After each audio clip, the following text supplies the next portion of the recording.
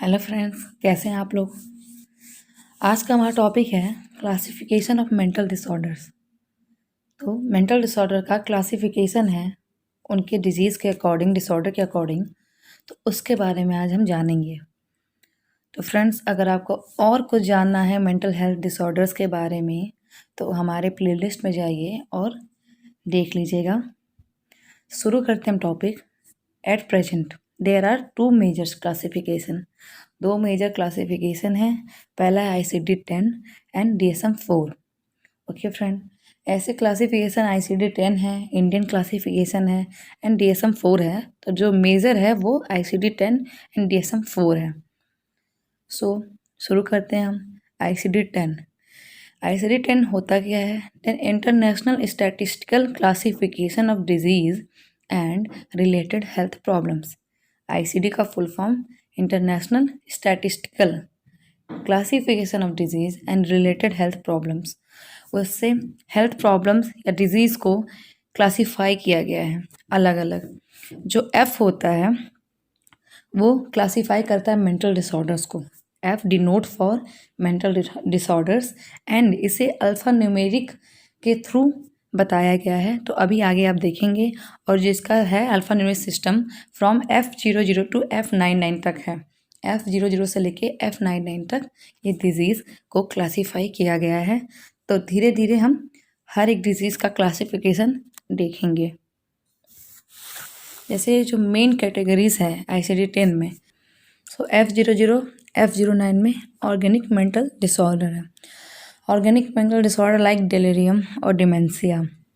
तो जब डिजीज़ पढ़ेंगे तो इसी F00 F09 के बीच में ऑर्गेनिक मेंटल डिसऑर्डर का क्लासिफिकेशन होगा, जो हम जब डिजीज़ कंडीशन पढ़ेंगे तो और डिटेल में जान जाएंगे।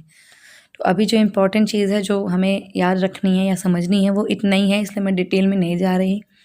Then F10 to F19 mental and behaviour disorder due to psycho active substance use. जो मेंटल और बिहेवियर डिसऑर्डर होता है साइको एक्टिव सब्सटेंस यूज़ की वजह से, उसकी क्लासिफिकेशन F10 F19 में की गई है। ठीक है फ्रेंड, जैसे substance abuse disorder. Then F20 to F29 schizophrenia, schizotypal and delusional disorder. जो स्किज़ोफ्रेनिया है and schizotypal and delusion disorder है उसको F20 से लेके F29 तक क्लासिफाई किया गया है। F30 to F39 mood affective disorder, mood affective disorder. Okay friend, जैसे मूड अफेक्टिव डिसऑर्डर में आ जाएगा मैनिया, डिप्रेशन। तो इसकी क्लासिफिकेशन मूड अफेक्टिव डिसऑर्डर में F30 से F39 तक के हुई है। F40 and F49 neurotic stress related and somatoform disorder. F40 से 49 के बीच में इसको किया गया है। एग्जाम्पल OCD कह सकते हैं, एंजाइटी कह सकते हैं। Okay friend, then F50 to 59 behaviour syndrome associated with physiological disturbance and physical factor. जो बिहेवियर चेंजेस होता है या प्रॉब्लम्स होती है एसोसिएटेड विथ फिजियोलॉजिकल डिस्टर्बेंस, जो फिजियोलॉजिकल डिस्टर्बेंस की वजह से या फिजिकल फैक्टर्स की वजह से बिहेवियर चेंज हो रहा है या प्रॉब्लम हो रही है, वो F50 से 59 के बीच में बताया गया है। जैसे स्लीप हो गया, ईटिंग डिसऑर्डर हो गया। F60 to F69 disorders of adult personality and behaviour. इसमें एडल्ट के पर्सनालिटी एंड बिहेवियर में जो डिसऑर्डर्स होते हैं उनकी क्लासिफिकेशन F60 टू F69 में की गई है। Then F70 to 79 mental retardation. F80 to 89 disorders of physiological development. जो फिजियोलॉजिकल डेवलपमेंट होनी चाहिए बॉडी में, उसकी जो डिसऑर्डर्स होती हैं फिजियोलॉजिकल डेवलपमेंट की, वो F80 टू 89 में क्लासीफाई की गई हैं। जैसे कि speech and language problems, speech and language disorder. Okay friend, then next है F90 to 98 F90 to 98 behavior and emotional disorders with onset usually occurring in childhood and adolescent। behavior और emotional disorders जो होते हैं, तो जैसे कि child and adolescent disorder example ले सकते हैं। टिक डिसऑर्डर, बिहेवियर में जो डिसऑर्डर और टिक होता है, नील बाइटिंग, ये सब इसमें आ जाएगा F90 टू 98 में। And last one is F99 जो कि अनस्पेसिफिक मेंटल डिसऑर्डर्स हैं, अनस्पेसिफिक मेंटल डिसऑर्डर्स। फ्रेंड्स, तो यहाँ पे आपने ये देखा, आपको अगर याद करना हो तो F00, F9, F10, F19 ऐसे करके है, ये 11 कैटेगरीज है, जिसमें लास्ट में बस यहाँ चेंज हुआ है F90 to 98 एंड 10 अलग से है F99। ओके फ्रेंड्स, तो इसमें कंफ्यूज मत होइएगा, बहुत आराम से जो समझिएगा आपको समझ आ जाएगा। और जितने भी इसमें डिजीज कंडीशन के बारे में बताया गया है उसे हम नेक्स्ट क्लास में धीरे धीरे आराम से समझेंगे डिटेल में। तो अब हमारा है DSM-4 classification, DSM-4 diagnostic and statistical manual. Okay friend, जो कि 1994 में आया था। This is classification of mental disorder.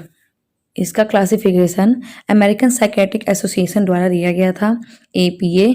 The pattern adopt by DSM-4 is a multi axial system. Okay, axial system में दिया गया था। तो अब हम इसके 5 एक्सिस होते हैं जो हम देखेंगे। 5 axis of DSM-4 are axis 1।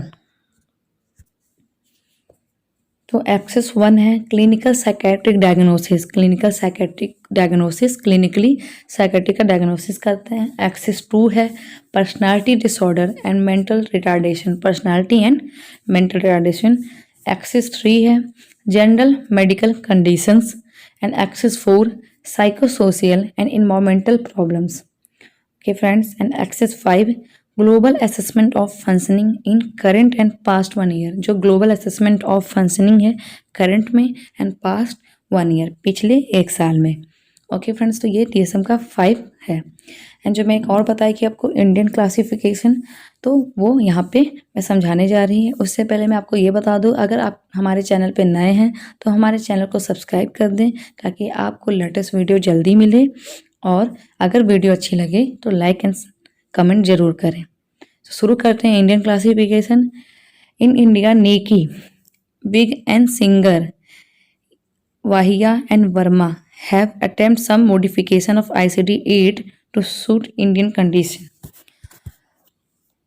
तो मैं आपको इंडियन क्लासिफिकेशन बताऊं तो 3 तरीके में डिवाइड है, psychotic disorder, neurotic disorder and special and other. Psychotic, neurotic and special and other. तो साइकोटिक के अंदर क्या क्या आएगा, functional साइकोसिस, functional, organic and mood affective.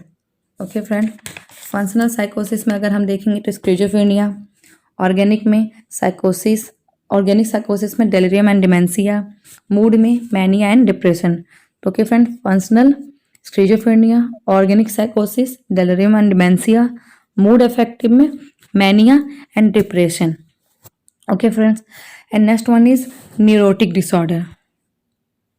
तो न्यूरोटिक डिसऑर्डर में क्या क्या आ जाएगा, न्यूरोटिक डिसऑर्डर में आएगा एंजाइटी, फोबिया, OCD और भी आएंगे etcetera. Then special and other, special and other में आ जाएगा child, personality, eating disorder and sexual disorder. तो ये इंडियन क्लासिफिकेशन के थ्रू है। Okay friend, so thank you friend.